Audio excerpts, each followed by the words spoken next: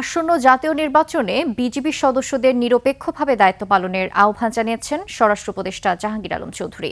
সকালে চট্টগ্রামের সাতকানিয়া বাইতুল ইজ্জতে বিজিবির ১০৪তম রিক্রুট ব্যাচের প্রশিক্ষণ সমাপনী কুচকাওয়াজে তিনি বলেন, অবাধ, সুষ্ঠু ও নিরপেক্ষ নির্বাচন নিশ্চিত করতে সারা দেশে ৮,৯৭,১১৭ জন আইনশৃঙ্খলা বাহিনীর সদস্য দায়িত্ব পালন করবেন।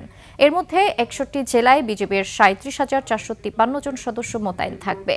একই সঙ্গে নির্বাচন নিয়ে অপপ্রচারে জড়িত পলাতকদের দেশে ফিরে আইনের মুখোমুখি হওয়ার আহ্বান জানান তিনি।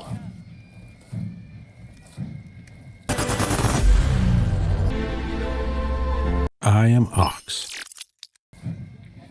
আর ওই দূরে থেকে যদি তারা ওই বিভিন্ন ধরনের কি বলে বক্তব্য দিচ্ছে যদি তাদের এত সাহস থাকে তো দেশে এসে তো দিত। যারা পালাই আছে অন্য জায়গায়, ওখান থেকে তো পালাই আছে, তোর তো অনেক কিছু বলতে পারে, তারা পালাই আছে, পালাই ওখান থেকে বলতেছে, তাদেরটা কেউ শঙ্কিত হবে নাকি? যদি ওনাদের সাহস থাকে দেশের ভিতরে আসুক, আইসা আইনের আওতায় আইনের আশ্রয় নেই।